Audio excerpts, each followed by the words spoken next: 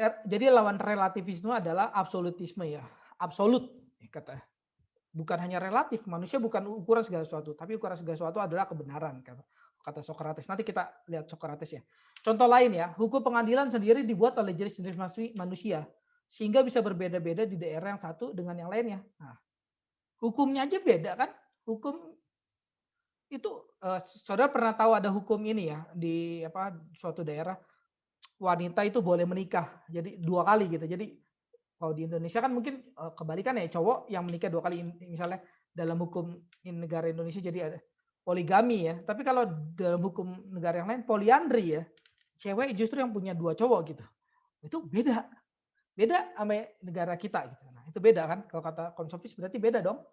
Tergantung dong manusia jenis apa yang hidup di sana atau di sini, beda dong, tergantung manusia kan. Bener nggak nih kira-kira nih konsumsis? Ya kalau kita singkat belajar gini ya bener juga ya. Karena emang manusia ukuran segala sesuatu ya, sehingga kalau kita konsepkan tarikan pengikut perjuangan Karl Marx dengan penentangnya akan selalu ada ya. Ini Karl Marx ya, dengan Karl Marx itu kan kaum bawah ya. Kaum bawah itu apa? Karl Marx itu orang-orang orang yang apa membela yang ditindas gitu. Itu akan selalu ada. Tarikan itu akan selalu ada karena ya tergantung kamu hidup di mana. Coba kamu apa koreksi diri ya.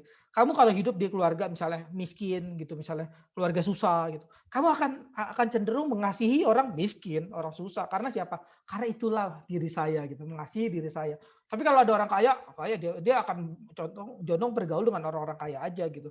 Makanya saudara jangan terlalu ini ya apa ya, jangan terlalu, dia mah maunya bergaul sama orang-orang kaya aja gitu. Bisa ada benernya sih cacat mental, cacat-cacat apa spiritual dan sebagainya, tapi emang benar karena kita bergaul dengan orang yang kita dapat lihat diri kita sendiri gitu. Saudara punya teman ya di kampus gitu, saudara menjadi sahabat yang saudara bisa lihat. Saya misalnya baju apa ya, di situ baju biru melihat baju merah atau baju pink, dirinya sendiri, makanya dia mau bersahabat dengan dia gitu.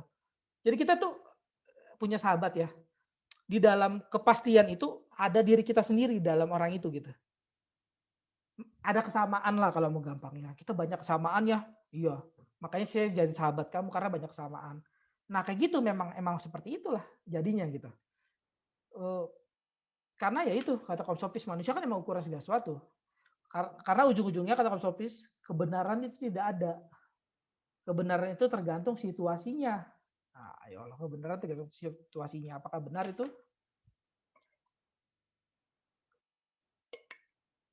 Ini soal moral ya. Soal moral pun kesepakatan aja kalau kata filosofis. Maka tidak heran hukum moral di setiap daerah juga berbeda. Tadi saya udah katakan ya, dalam negara yang lain justru ceweknya boleh nikah 2 kali, poliandri gitu, bukan poligami. Nah ini seorang komsofis namanya Antipon ya berkata bahwa orang boleh tenang-tenang saja melanggar hukum tanpa perlu merasa bersalah asal tidak ada yang melihatnya. Kalau nggak ada yang melihatnya ya orang sebab katanya hukum dan ketatan pada hukum melalui melulu soal kesepakatan antara dua pihak ya. Maka pihak yang satu boleh melanggar hukum kalau pihak yang lain tidak mengetahuinya gitu. Saudara kalau ya sering ya kita kalau misalnya orang pengendara motor kalau nggak ada polisi pakai helm ya bablas aja gitu. Dia ya yang penting hukum kan tergantung kalau nggak ada yang melihat kan nggak salah kan. Gitu.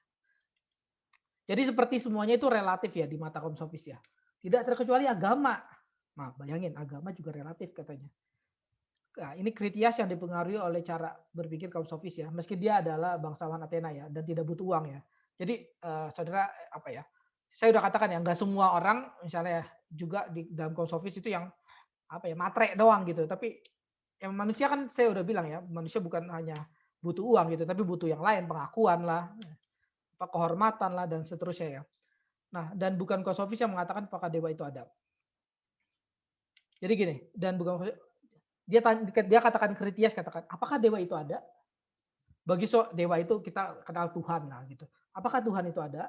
Nah, bagi seorang yang lain mungkin dewa itu ada, Tuhan itu ada. Tapi bagi yang lainnya mungkin dewa dianggap hanya penemuan pihak penguasa ya untuk mengganjar mereka yang melanggar hukum secara diam-diam ya.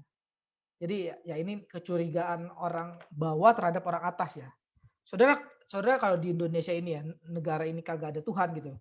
Manusia kan barbar tuh ya. Manusia nggak bisa di nggak bisa diatur tuh ya, karena nggak ada penguasa. Penguasa yang ada aja kita kadang-kadang nggak tunduk ya gitu, misalnya saudara di dosen-dosen saudara, penguasa misalnya pemimpin gitu, kadang nggak tunduk apalagi penguasa yang nggak ada gitu. Penguasa yang kita nggak kelihatan maksudnya. Kata kritis emang ya itu, cuma akal manusia aja kok gitu. Kalau kata Schopenhauer ya, ada filsuf Schopenhauer namanya, manusia itu cuman bikin-bikin Tuhan, ya, terus dijadiin Tuhan gitu. Manusia mikir-mikir Tuhan itu seperti apa, terus jadiin Tuhan gitu. Manusia mikir-mikir kalau ini ada Schopenhauer, terus ini banyak lah yang kayak gini. Schopenhauer, terus ada Sigmund Freud. Dia katakan bahwa manusia itu emang ini ya Pak, punya semacam kegilaan tertentu ya. Jadi dia mikir-mikir hal yang superioritas gitu ya. Superioritas, sorry. Superioritas gitu yang di atas. Terus dijadiin Tuhan oleh dia gitu. Jadi Tuhan apakah ada? Tuhan sebenarnya ya ada gitu ya. Tapi dia pikir-pikir apa sih yang layak di dunia ini gitu. Harus ada yang maha kuasa gitu. Harus ada yang melebihi saya. Harus ada orang yang saya sembah, yaitu siapa? Ya kita namain aja Tuhan gitu. Nah itu kalau kata ini ya, kalau kata kaum filsuf yang ateis ya gitu. Kita nggak percaya itu pasti kong. Kita nggak percaya itu dong. Kita percaya Tuhan itu ada gitu. Ya. Tapi ya nanti kita boleh pikirkan nggak ya? Apakah keagamaan kita gitu, kepercayaan kita terhadap Tuhan hanyalah seperti yang tadi tuh. Yang kita bentuk di bawah, kita taruh di atas gitu. Jangan-jangan seperti itu memang. Jangan-jangan Tuhan yang kita percaya bukan Tuhan yang di Alkitab gitu. Tuhan yang kita buat memang, jangan-jangan gitu. Nah, Curtius katakan bahwa supaya orang bersedia mengikuti aturan hukum, perlu dibuat ancaman hukuman. Nah, namun untuk menjamin bahwa orang-orang benar-benar menaati hukum, bahkan ketika sendirian pun perlu diciptakan semacam saksi ideal yang melihat segala sesuatu dan mendengar semua. Singkatnya ditemukanlah dewa. Wah, bayangin. Jadi di situ nanti ada ilustrasi gini. Saudara di sini anggap ya semua, eh, bukan semua, salah satu dari saudara deh. Saudara pikir ya, ini saya. Salah satu dari saudara saya punya cincin. Cincin yang ketika saudara pakai menghilang, saudara gitu. Ya, yang cowok misalnya atau yang cewek ketika saudara pakai menghilang gitu. Bayangin, menghilang nggak ada yang tahu gitu. Kalau saudara pakai menghilang nggak ada yang tahu. Apa yang saudara lakukan?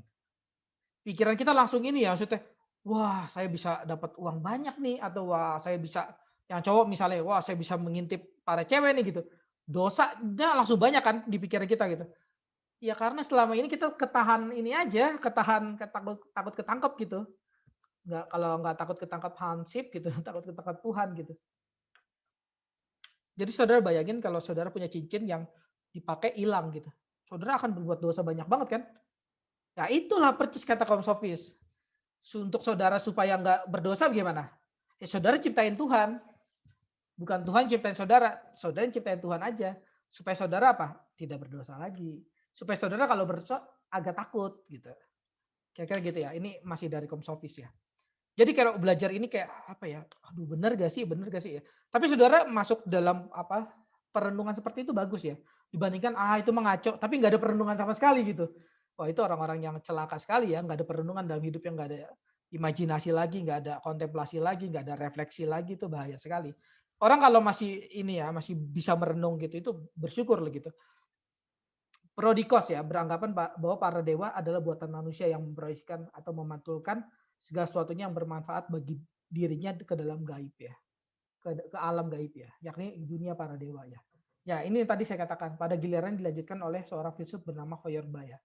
Nah, Prodikos ya, Prodikos sudah ngomong duluan sebelum Feuerbach ternyata udah ada duluan ya Komsofis yang ngomong.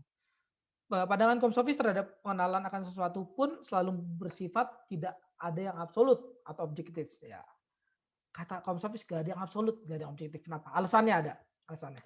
Satu, benda-benda yang kita amati selalu berubah dari waktu ke waktu. Ya, contoh ya, dulu kita anggap suatu barang tidak berguna ya. Pada giliran lain, barang itu bisa menjadi berguna karena kita perlu dengan barang itu ya. Apa ya? Dulu saya itu, oh ini ya, saya itu beli misalnya apa ya, pulpen gitu ya, satu kotak kayak gini ya. Saya anggap kan saya anggap semua kotak pulpen ini semua pulpen di dalam kotak ini berguna? Kan enggak ya. Wah, ini berguna, berharga. Enggak ya. Ketika saya keluarkan satu di sini ya, saya keluarkan. Saya pakai sekarang baru ini berguna ya jadinya ya. Saya anggap berguna, tapi sebelumnya di sini kan enggak berguna ya. ini macam kardus saya, jas kardus buang juga nggak apa-apa, gitu kan. Tapi ketika saya keluarin pulpen ini, saya pakai, ini saya anggap berguna nih sekarang nih. Kalau ini mah jas kalau ditutup sini, ya ini ya udah jas taruh aja gitu, maksudnya nggak penting-penting banget juga gitu. Nah beda kan? Atau nggak usah benda lah, manusia gitu. Manusia dulu gua anggap itu orang itu si James itu misalnya gitu, itu kurang ajar dulu dia, tapi sekarang ternyata dia baik banget ya. Dan sekarang dia ternyata berarti banget buat hidup gua ya. Nah berubah kan manusia kan? Kalau manusia berubah nggak ada yang absolut dong, nggak ada yang pasti dong, nggak ada yang objektif dong. Nah itu kalau kata kaum sofis kayak gitu ya. Nah kedua, kondisi dan keadaan manusia tidak stabil ya. Nah contoh, makanan. Ketika seseorang sakit bisa dikatakan hambar atau tidak enak. Berbeda dengan orang sehat ya. Jadi kalau saudara sakit ya, saudara makan apa aja, jadi nggak enak kan? Ya, kalau ya ada sih orang sakit makan apa aja enak sih bisa juga ya. Saya contohnya ya. Saya sakit makan apa aja, itu sudah enak-enak juga ya. Ada sih kan orang-orang yang yang suka penyuka segala makanan gitu kan. Tergantung ya, makan aja orang enak kok gitu.